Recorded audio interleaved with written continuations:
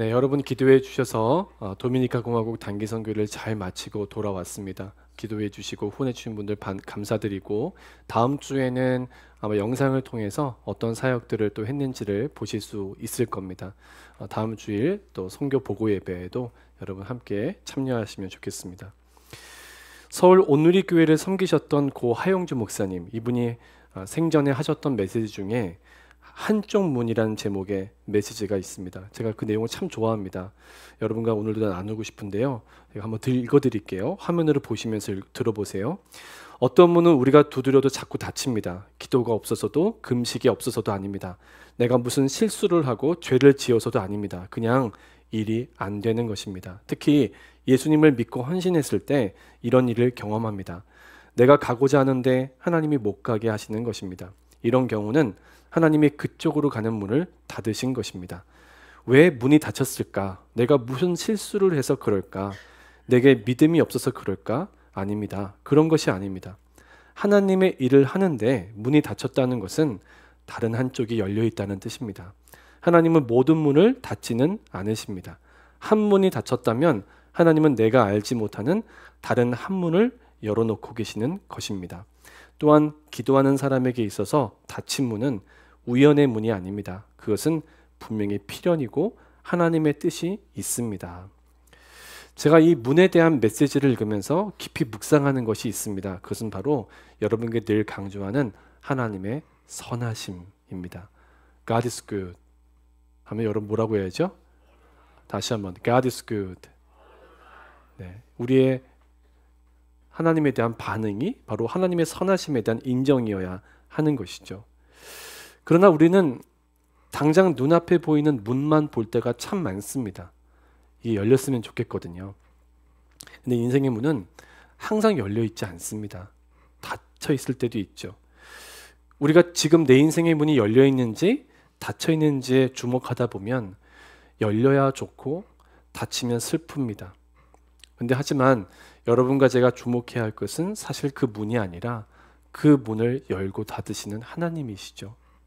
그리고 그 문을 열고 닫으시는 하나님이 선하신 분이심을 믿는 것입니다. 여러분, 선하신 하나님이 여러분의 하나님이십니다.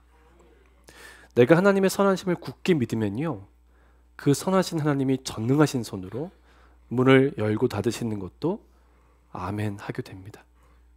그리고 여시는데도 뜻이 있지만 닫으시는데도 뜻이 있다고 믿고 항상 감사하게 됩니다. 저는 최근에 이런 생각을 합니다. 선교를 다녀와서 더 이 생각을 하게 된 것 같습니다.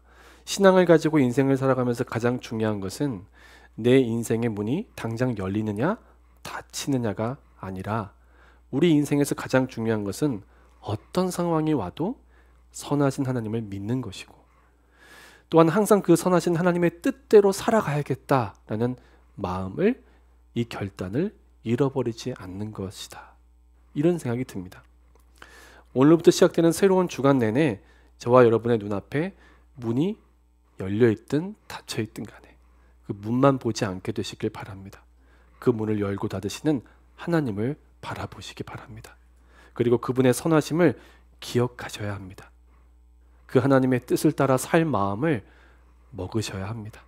그래서 열어주셔도 아멘이고 닫아주셔도 아멘이다. 그리고 다른 문을 열어주셔도 아멘이다. 이런 마음으로 감사만 하며 살게 되시기를 바랍니다. 우리 양옆에 앞뒤에 8월 시작하는 분들에게 축복합니다. 하나님과 함께 하십시오. 이렇게 인사하겠습니다. 지난 주일 이후의 이야기가 담긴 사도행전 5장 17절 이하를 읽어보면 풀려났던 사도들이 또 붙잡힙니다. 모든 성도들이 다 함께 영적으로 깨끗한 공동체, 깨끗하고 정결한 공동체를 이루어가고 있었고, 하나님이 그 정결함 위에 부흥을 부어주셨습니다. 진정한 축복이죠. 깨끗함 위에 부어지는 하나님의 축복. 얼마나 좋았겠어요. 여러분, 살다 보면 야, 내일도 오늘만 같으면 좋겠다 할 때가 있습니다. 근데 그렇게 활짝 열려있던 문이요, 갑자기 철컹 하고 닫히는 것 같은 일이 교회에도 찾아옵니다. 여러분도 알다시피 사도들은 이미 전에도 붙잡힌 적이 있죠. 감옥에 다녀왔습니다. 그때 유대교 지도자들은 협박을 하고 풀어줬습니다. 너 다시는 예수님 이름으로 어떤 일도 하지 마. 복음 전하지 마. 하고 강하게 협박을 하고 나서야 사도들을 풀어주었습니다. 하지만 이미 성령 충만했던 사도들은 더 이상 사람이 두렵지 않았죠. 우리가 영원한 권위의 본질 되어 주신 하나님만을 두려워하는 마음을 갖게 되는 것은 우리 안에 계신 성령님의 역사입니다. 여러분 안에 성령님이 항상 계셔서 세상의 어떤 것도 두려워하지 않고 하나님만 경외하게 되는 역사가 있게 되시기를 축복합니다. 오늘 본문을 보니까 당시 사도들을 붙잡는 일에 혈안이 되었던 앞장선 악당들이 바로 사두개파 사람들이었습니다. 사두개파는 성전 중심의 제사장 그룹이었다고 보는데요. 이 사람들은 가장 종교적인 사람들이었습니다. 하지만 현대 사회에서도 가장 종교적인 사람들이 가장 하나님께 반역하기도 합니다. 우리가 열심히 교회를 다니고 우리가 믿는다고 말은 하면서도 실제 그 사람의 삶을 보면 전혀 예수님과는 정반대의 길을 가기도 합니다. 바로 사두개인들이 그런 사람들이었던 거죠. 성경을 읽다 보면 수저와 젓가락처럼 꼭 함께 붙어서 나오는 사람들이 바리새파 사람들과 사두개파 사람들입니다. 유대교의 굉장히 주요한 두 종파죠. 이 둘 중에서도 주로 예수님을 반대하고 대적했던 무리들은 누구였을까요? 다 그랬지만 주로 바리새파 사람들이었습니다. 예수님을 따라다니면서 미워하죠.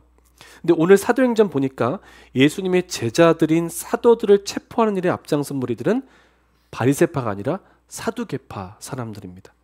바리새파는 유대인들의 모임 장소인 이 로컬 모임 장소인 회당 중심으로 활동하던 랍비 중심 공동체입니다. 교사들을 중심으로 율법을 가르치고 하나님의 말씀을 지키는 일에 힘썼던 무리들입니다. 그래서 여러 곳에 흩어져 활동하면서 대중의 전반적 지지를 받았던 그룹입니다. 많은 존경을 받았어요. 그래서 예수님이 갈릴리에 계시든 예루살렘에 계시든 북쪽이든 남쪽이든 간에 따라다녔습니다. 그리고 실제로 그 지역에 바리새인들이 있었던 거고요. 전국구 조직입니다. 그래서 이 사람들이요, 예수님이 계시는 곳곳마다 가서 노려보고 힘들게 만들고 어려운 질문 던져서 넘어뜨리려고 하고 이런 일들을 하죠. 근데 사두개파는 예루살렘 성전이라고 하는 유대인들의 중심적인 지역에서 활동했습니다. 성전 중심의 제사장 중심 그룹이었거든요. 그래서 예루살렘에 주로 살았고 로마와 결탁하여 종교적 권력을 유지하는 그런 그룹이었습니다. 그런데 자기들 구역인 예루살렘에서 자기들이 최고의 인기를 누려야 하는데 갑자기 사도들이 와서 엄청난 영향력을 끼치니까 견딜 수가 없는 마음이었던 거죠. 특히 사두개파 사람들은 당시에 놀라운 영향력을 미치는 사도들에 대해서 악한 마음을 품기 시작합니다. 어떤 마음이었는지를 오늘 본문 앞에 나오는 사도행전 5장 17절에 나옵니다. 다 함께 읽겠습니다. 시작. 대제사장과 그와 함께 있는 사람 즉 사두개인의 당파가 다 마음에 시기가 가득하여 일어나서 사도들을 잡아다가 옥에 가두었더니, 여러분 성경 있으시면 마음에 시기가 가득하여, 여기 밑줄을 그어 놓으십시오. 시기란 단어. 제가 설교를 준비하면서 좀 재미있는 자료를 보았는데요. 그것은 바로 시기와 질투, 항상 같이 붙어 나오는 이 둘의 차이점을 비교해서 알려주는 내용이었습니다. 한국의 상담심리 전문가 중 한 분으로 알려진 임지숙 명지대 교육대학원 교수가 인터뷰 형식으로 이야기한 내용이었는데요. 참 인상적이었어요. 제가 잘 몰랐던 부분이었거든요. 임지숙 교수는 보통 우리들이 시기와 질투는 그냥 비슷하다고만 알고 있지만 이 두 감정은 생각보다 결이 굉장히 다른 개념이라고 합니다. 임 교수는 이 시기와 질투를 구분하면서 고대 철학자 아리스토텔레스가 한 말을 인용했었는데요. 내용은 이렇습니다. 질투란 나 자신의 초점을 맞추어 이웃이 가진 것을 자신이 소유하지 못해 슬퍼하는 것이다. 반면 시기란 비슷한데 뭐가 다른지 보세요. 타인에게 초점을 맞추어 자기가 갖지 못한 좋은 것을 이웃이 가진 걸 슬퍼하는 것이다. 뭐가 다른지 아시겠습니까? 임지숙 교수의 설명에 따르면 질투와 시기는 굉장히 비슷해 보인다는 거예요. 왜냐하면 비교의식에서 나오는 거거든요. 나한테 없는 걸 저 사람이 가진 것. 그 상황을 슬퍼한다는 면에서 질투와 시기는 사실 굉장히 비슷해 보이는 감정인데요. 초점은 정반대라는 거예요. 질투는 나에게 초점이 있고 시기는 타인에게 초점이 있다는 거죠. 자, 나 자신에게 초점이 있는 질투의 경우에는 다른 사람이 가진 것을 내가 갖지 못한 것에 대하여 주목하는 것입니다. 이런 경우에 오히려 그 사람한테는 있는데 왜 나한테는 없지? 이런 자기 성찰도 가능해지고 오히려 노력해서 그 사람이 가진 걸 나한테 있을 수 있도록 최선을 다해 노력하는 긍정적인 방향으로도 흘러갈 수 있다는 거예요. 근데 시기는 그렇지 않대요. 시기의 초점은 어디에 있는 거예요? 내가 아니라 타인에게 있어요. 그러니까 나한테는 없는데 너한테는 있네? 왜 나한테 없는데 너한테는 있어? 이렇게 계속 나에게 없는 그것을 상대방에게 주목한다는 거죠. 이렇게 되면 굉장히 건강하지 못한 방향으로 감정이 흘러갈 수 있다는 겁니다. 심지어 상대방이 좋은 사람인데 단지 내가 가지지 못한 걸 가졌다는 이유로 그 사람을 굉장히 미워하게 될 수도 있는 감정이 바로 시기라는 거죠. 여자분들은 가방 되게 좋아하시잖아요. 우리 교우들은 이제 명품 이런 거에 관심 없지만 별로 이제 세상에서는 명품 가방이 그 사람의 어떤 질을 결정하는 척도가 되기도 하잖아요. 제가 명품백 브랜드 잘 모르는데 여자분들은 멀리서 누가 메고 오는 가방만 봐도 무슨 브랜드인지 아신다고 하더라고요. 남자들은 멀리서 차만 봐도 뭔지 아는 것처럼. 그만큼 다른 사람의 가방에 관심이 많은 거죠. 그런 관심을 다 내려놓으시기를 간절히 축복합니다. 최근 여성 명품 가방 순위 2024년, 2025년을 관통하는 가방 순위를 검색했더니 10등은 디올이었고 1등은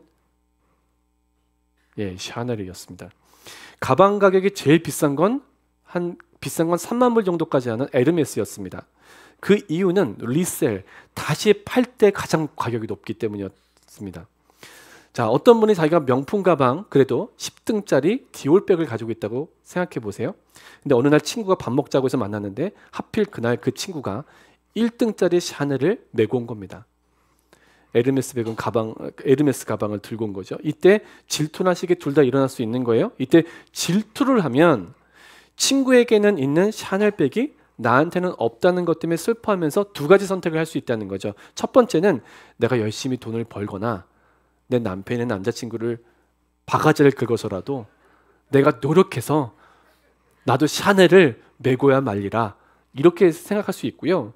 또 한편으로는 좀 슬프긴 하지만 나도 디올백이 있고 꼭 샤넬 매야 돼? 이런 마음으로 마음 정리도 가능하다는 거죠.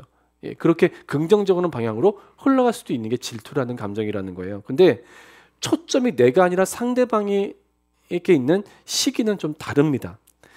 나한테는 없는 샤넬백을 가진 친구를 미워하기 시작하는 거죠.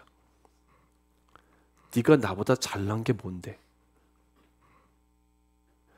그래서 깎아내리기 시작한대요. 마음으로부터. 나중에 말로 이제 전화해가지고 재수 없어 이런 막 이렇게 전화 통화를 하게 된다는 거죠. 그러니까 어떻게 깎아내릴까요? 저 짝퉁일 거야. 어디 가서 짝퉁 같은 걸 가져와가지고 가방만 명품이 뭐하니? 인간이 싸구려인데? 이러면서 막 이제 깎아내리는 거죠. 그러니까 인간이 가진 가장 부정적인 감정에 속한 생각들이 어떤 거냐면 남을 깎아내리는 거예요. 그러니까 남을 깎아내려야 내가 높아진다고 생각하는 게 착각인데도 불구하고 우리는 습관적으로 남을 깎아내리는 데 익숙한 거죠. 이게 시기라는 감정과 맞닿아 있다는 거예요. 난 시기한 적 없어. 이런 분은 정직하지 않은 거예요. 여러분 다 시기라는 감정에 넘어져 본 적이 있으신 겁니다. 예수님의 제자들을 싫어했던 사두개인들의 감정을 한국말 성경은 시기라고 번역했습니다. 이 시기라고 번역된 원래 헬라어 단어를 보면 실제로 단순한 질투 이상의 감정을 의미하는 게 맞아요. 화면에 보여드리는 푸소노스라는 단어인데 신약성경에서 부정적인 의미로 사용된 단어죠. 갈라디아서 5장에도 이 죄의 목록이 나오는데 푸소노스, 시기라는 단어가 등장을 합니다. 어떤 뜻이냐면 다른 사람이 가진 걸 보고 그 사람이 그걸 잃기 원하는 마음, 잃어버렸으면 좋겠다. 그게 건강이든 물질이든 나보다 더 좋은 걸 가졌으면 확 잃어버렸으면 좋겠다. 두 번째는 자신이 그 수준에 도달하고 싶다기보다는 이건 질투니까요. 상대방을 끌어내리고 싶은 감정. 이게 시기라는 거죠. 다른 사람이 가진 걸 보고 나도 저걸 가지도록 노력해야지가 아니라 저 사람이 저걸 잃어버렸으면 좋겠어 하고 실제로 잃어버리면 너무 좋아하는 감정인 거죠. 그리고 다른 사람이 도달한 수준을 보면서 나도 저렇게 돼야지가 아니라 그 사람이나 그 사람이 이룬 것들을 깎아내리고 끌어내리는 마음을 갖는 것이 바로 시기라는 것이죠. 여러분도 저도 이런 시기를 정말 조심해야 됩니다. 제가 이번 선교대회 갔어도 교회마다 굉장히 규모도 다르고 또 성별로 그 공동체 특징도 다 다르더라고요. 근데 가장 두각을 나타내는 그룹은 아무래도 유스 그룹이 많은 교회들입니다. 뭐 한 2, 30명씩 나와서 걸그룹처럼 막 율동하면 멋지더라고요. 그럼 제 마음에 부럽다고 하는 생각이 들까 안 들까요? 들 수 있죠. 그걸 뭐라고 할 수는 없잖아요. 그죠? 그러나 그게 약간의 질투로 내 안에 들어온다 할지라도 제가 그 교회를 깎아내리면 됩니까? 절대 안 되죠. 저 사람이 나보다 목회를 뭐 잘하는 것도 아닌데 이러면서 제가 시기를 하기 시작하면 정말 위험한 감정인 겁니다. 그러니까 그렇게 우리가 어떤 질투나 시기라는 감정이 신앙생활 할 때도 불현듯 우리 안에 들어와서 남을 깎아내리고 자꾸 남을 험담하는 방향으로 흘러갈 수 있다는 점에서 굉장히 위험한데요. 사두개인들 마음에 이런 시기가 가득했다는 거죠. 이거 영적으로 위험한 거예요. 그러니까 시기가 가득하니까 어떻게든 사람들 눈에 안 띄게 붙잡아 가두려고 했던 거예요. 근데 놀랍게도 5장 19절을 읽어보면 하나님이 옥문을 여세요. 그래서 그들을 바깥으로 인도하셔서 복음을 전하게 하셨습니다. 옥문을 여신 이유는 계속 복음을 전하게 하시려던 거였죠. 근데 옥문이 열린 걸 아무도 몰랐다는 게 포인트예요. 실제로 이 사두개파가 모든 유대인 공예에 속한 사람들을 모아서 몸집을 크게 불리고 이 사도들을 앞에 두고 사도들을 초라하게 만들고 압박하고 그러려고 사도들을 불러내려고 사람을 보냈더니 감옥에 사람이 있어요, 없어요? 없는 그제서야 안 거예요. 심지어 옥문을 지키는 사람이 없어요? 진짜 어디 갔지? 할 정도의 상황인 거죠. 자, 이 정도 상황이면 누가 이 일을 하신 거예요? 하나님이 하신 거예요. 누가 봐도. 그러면 이 사두개파 사람들은 어떻게 해야 돼요? 정신 차려야죠. 정신 차려야죠. 질투를 해서라도. 사도들한테 있는 게 우리한테는 없네. 저 사람들은 진짜 같은데 우리는 좀 가짜 같네. 그럼 내가 어떻게 해야 되지? 이런 생각이라도 했어야 예수님께 가지 않았겠습니까? 근데 그런 생각을 안 하는 거예요. 성전 경비대를 시켜서 복음을 막 전하고 있는 사도들을 또 잡아들입니다. 그리고 범죄자처럼 취급해요. 자기들의 말을 안 들으니까.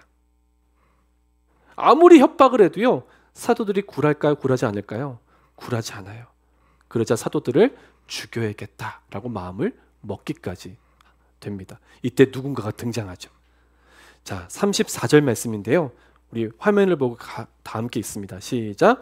바리새인 가말리엘은 율법 교사로 모든 백성에게 존경을 받는 자라. 공회 중에 일어나 명하여 사도들을 잠깐 밖에 나가게 하고, 사도들 나가게 하고 조용히 자기들끼리만 얘기하는 분위기를 만드는 사람이 가말리엘입니다. 조용히 듣고만 있다가 안 되겠다 싶으니까 나선 거죠. 어른입니다. 이 가말리엘은 당시에 바리새인 중에서도 굉장히 존경받던 랍비였습니다. 믿음은 없었지만 이성이 있었던 사람이죠. 이성도 하나님이 주신 지혜라는 걸 여러분 잊지 마셔야 됩니다. 바리새파에 두 개의 학파가 있는데요. 그 중에 힐렐, 샴마이 말고 힐렐이란 학파의 창시자인 유명한 랍비 힐렐이 이 가말리엘의 할아버지였습니다. 그러니까 굉장히 유명한 랍비 가문인 거죠. 그렇게 가문도 좋고 지혜도 뛰어난 유대인 랍비 가말리엘이 정말 중요한 말을 한 가지 합니다. 오늘 본문의 첫 절인 38절과 이어지는 39절을 다 함께 메시지 성경을 한번 읽어볼게요. 시작. 이 사람들에게서 손을 떼십시오. 그냥 내버려 두세요. 만일 이 계획이나 일이 순전히 인간에게서 난 것이라면 산산이 무너지고 말 것입니다. 하지만 하나님에게서 난 것이라면 여러분이 어떻게 해도 소용없습니다. 괜히 하나님을 대적하는 자가 되지 마십시오. 참 지혜롭죠. 가말리엘은 예수님을 믿는 사람은 아니었지만 지혜로운 사람이었어요. 하나님을 두려워할 줄 알았던 사람이었던 거죠. 그런 그가 분명하게 얘기한 건 두 가지입니다. 어떤 일이든 사람에게로부터 난 것이면 무너진다는 거예요. 그건 다 허무하다는 거예요. 그러나 하나님에게서 난 건 사람이 아무리 무너뜨리려고 해도 절대 무너질 수 없다는 거죠. 자, 이 말에 화를 내며 죽이려 하던 유대교 지도자들이 조용해집니다. 하나님이 가말리엘을 통해서 일하신 거죠. 결국 사도들은 다시 풀려납니다. 그리고 기뻐해요. 풀려난 걸 기뻐한 게 아니라 예수님의 이름으로 능욕받은 거, 고난받은 걸 기뻐합니다.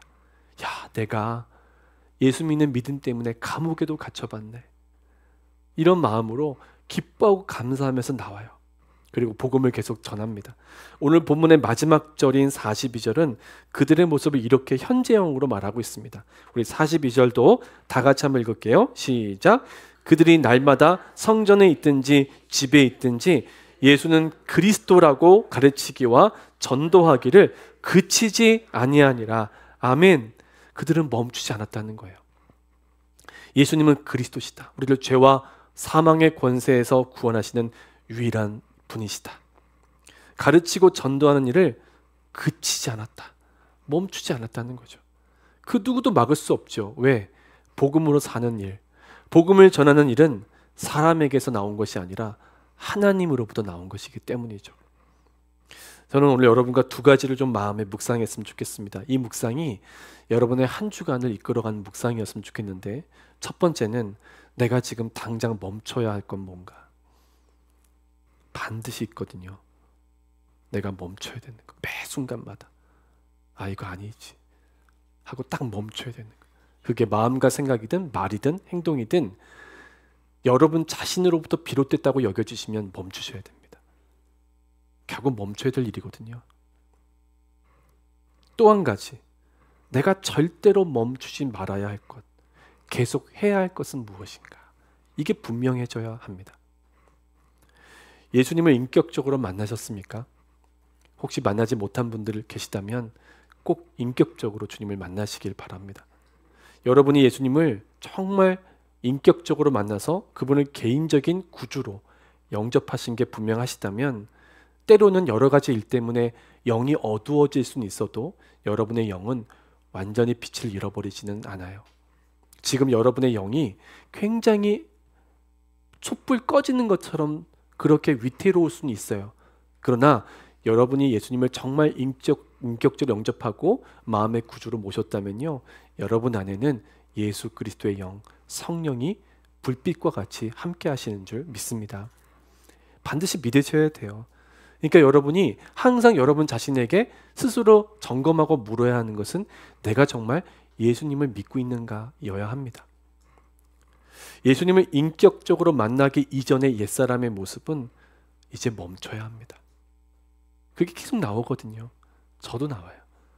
근데 더 이상 그것은 십자가에서 이미 처리된 옛사람입니다. 이제 저와 여러분은 예수님을 인격적으로 만나서 그분을 개인적인 구주로 영접하는 순간 새 사람이 된 거예요. 옛사람은 십자가에 죽고 부활하신 주님으로 말미암아 저와 여러분은 새 사람 된 줄 믿습니다. 예수 안에 있는 사람은 다 새로운 피조물이라고 한 거예요.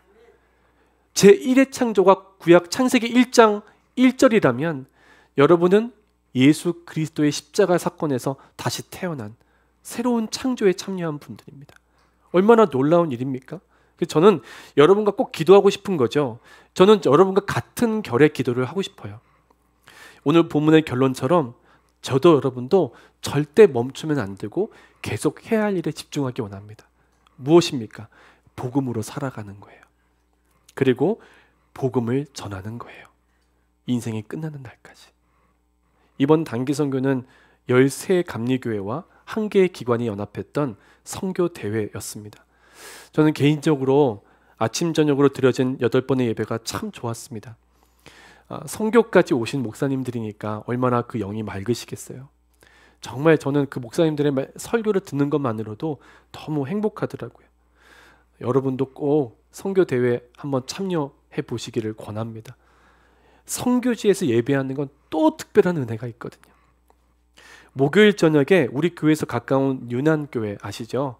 유난교회 담임하시는 남성원 목사님이 말씀을 전하셨습니다. 각 교회 사역팀에 통역자들이 있었는데요. 이 통역하는 이들은 다 큰 어른이 아니라 다 선교사 자녀, 어린 청년들, 자매들, 형제들이었습니다.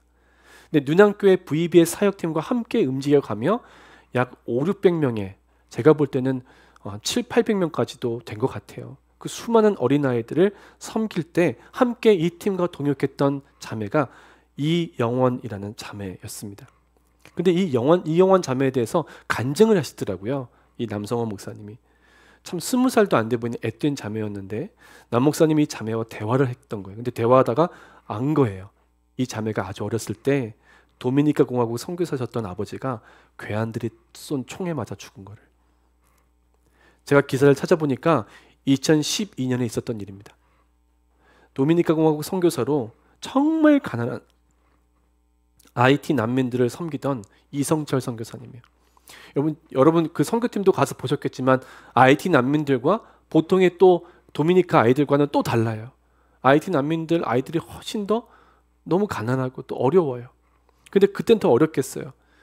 계속 그분들을 섬기던 이 이성철 선교사님이 교회 모임을 마치고 가족들과 함께 나오다가 총에 맞은 겁니다. 수술하다가 그만 돌아가셨어요.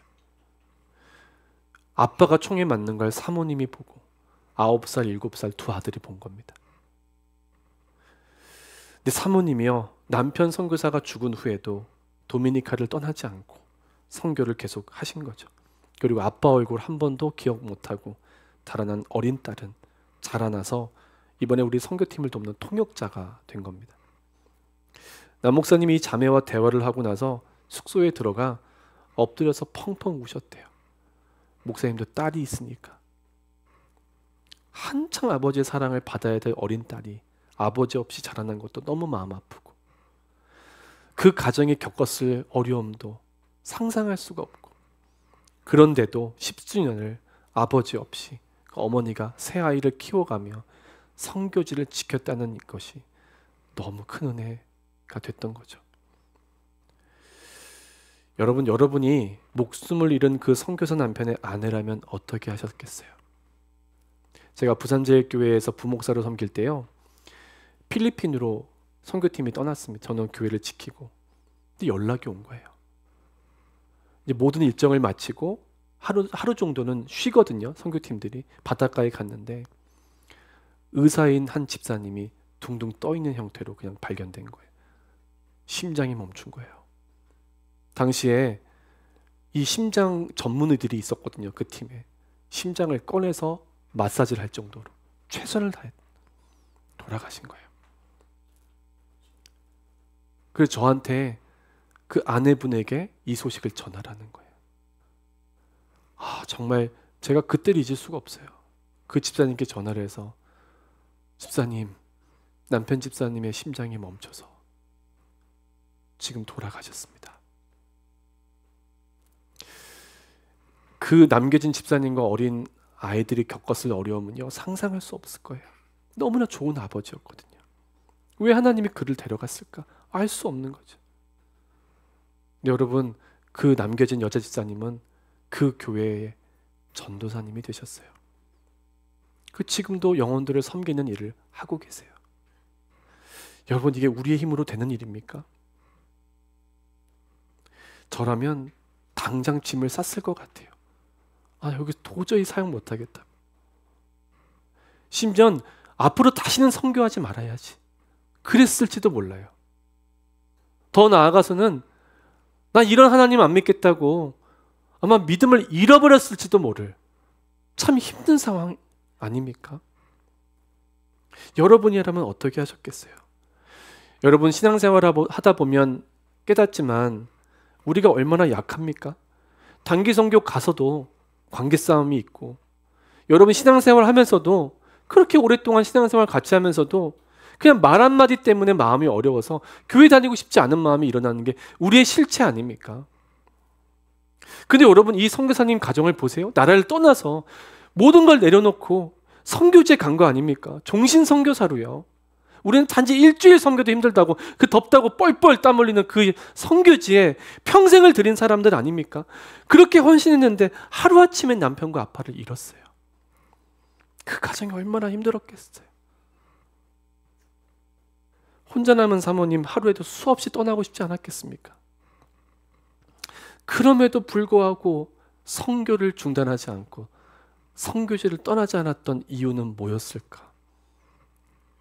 그래도 멈추지 않고 자녀들과 함께 계속 복음을 전한 이유가 뭘까? 제가 직접 사모님께 여쭈진 않았지만 주님이 저에게 이런 마음을 주시더라고요. 정말 예수님을 만난 사람이었기 때문이다. 여러분, 우리가 신앙생활하고 저도 그래 목회하다가 정말 모든 걸 내려놓고 싶은 순간들이 찾아옵니다. 그럴 땐 내려놓으시면 안 돼요. 여러분 진짜 힘들 때 있잖아요. 그때가 저와 여러분의 믿음이 진짜인지 아닌지가 드러나는 순간이에요. 평소엔 몰라요. 근데 진짜 어려움이 찾아오잖아요. 그 어려움이라는 게 무슨 암이나 뭐 치매 이런 게 아니라요. 누군가의 관계 싸움이고 교회에서 거슬리는 어떤 한 사람이기도 해요. 또는 저일 수도 있죠. 근데 여러분, 진짜 예수님을 믿는 사람, 정말 예수님을 믿는 사람은요, 예수님 곁을 떠나지 않아요. 결국 예수님 곁에 머물게 돼요. 그리고 예수님의 몸인 교회를 포기할 수 없어요. 더 나아가서는 예수님이 하셨던 마지막 선교의 명령을 선택의 문제로 보지 않습니다. 내가 하고 싶으면 하고 하고 싶지 않으면 안 해도 되는 것으로 여기지 않아요. 내게 주신 평생의 사명으로 믿게 되는 거예요. 여러분은 예수님을 정말 믿으십니까? 정말 믿으시길 바랍니다. 아빠를 잃고 아빠가 죽은 땅을 지키던 어린 자매의 이름은 이영원이었습니다. 눈에 넣어도 안 아플 만큼 사랑하는 딸 이름을 영원이라고 지은 거예요. 영원. 아들 이름은 영광. 우리는 순간을 붙잡겠다고 영원을 놓칩니다. 당장의 내 감정과 기분, 당장의 내 판단, 그걸 붙잡겠다고 영원을 놓칩니다. 당장 멈춰야 할 건 계속하고요. 절대 멈추지 말아야 될 걸 중단합니다. 이게 우리 어리석음이에요. 사랑하는 여러분, 저와 여러분이 하지 말아야 될 건 하지 않게 되길 바랍니다. 멈춰야 할 건 멈춰야 돼요. 그리고 영원히 멈추지 말아야 할, 계속해야 할 일은 꼭 붙잡게 되길 바랍니다. 힘들어도, 억울해도, 아파도, 이해가 되지 않아도, 정말 그만두고 싶어도 저와 여러분이 그래도 멈추지 않고 계속 해야 할 일이 있어요. 복음으로 사는 삶이고요. 복음을 전하며 사는 삶이에요. 이번에 우리 많은 팀들이 섬겼지만 정말 우리 교회 교우들 섬기는 모습을 저는 촬영팀, 미디어 팀이었기 때문에 다른 교회도 다 찍고 참 이상한 사람 마음이 우리 교인들을 더 찍게 돼요. 솔직히. 그래서 막 찍는데 제가 못 찍은 사진이 하나 있어요. 우리 김경남 권사님이 머리 깎는 사역을 하셨는데 전에 들은 이야기예요. 다음 주에 또 간증을 통해 들었었으면 좋겠는데 이 난민촌에서 머리를 깎으시다가 걸어올 수 없는 상태의 사람에게 찾아가서 깎아주시는 일이 있었어요. 우리 권사님은 하루에도 수백 명씩 머리를 깎고 계시거든요. 지금 미군 기지에서. 근데 깎으실 때 그 머리통을 붙잡고 그렇게 기도하신다 그래요. 여러분, 우리 권사님에게 마지막까지 그렇게 사람들을 붙잡고 기도할 수 있는 힘을 하나님이 주실 줄 믿습니다. 저는 정말 축복하고 싶어요. 더더구나 여러분에게 얼마든지 힘이 있고 재정이 있을 수 있고 건강도 있을 수 있는데 그걸 엉뚱한 데 쏟지 않게 되길 바랍니다. 정말 하나님을 위한 일에 여러분의 모든 걸 드릴 수 있는 축복을 누리셨으면 좋겠어요. 사랑하는 여러분, 하나님이 주신 삶을 낭비하지 마시고 반드시 하나님을 위해 살아가는 그 놀라운 영광 가운데 함께 나아가는 저와 여러분 되기를 주의 이름으로 축원합니다. 함께 오늘 성찬 받기 전에 주님 다시 오실 때까지 찬송 부르겠습니다.